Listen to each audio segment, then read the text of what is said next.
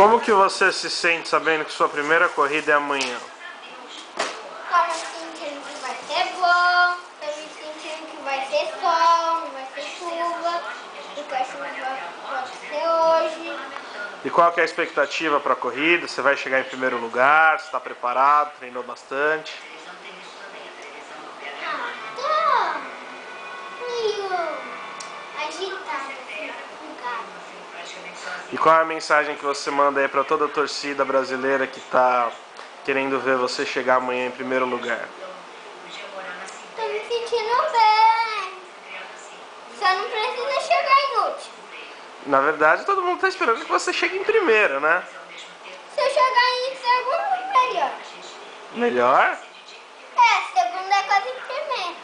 Mas você vai tentar chegar em primeiro. Vou tentar. Então manda um beijo para todo mundo que está te assistindo. Um beijo pra todo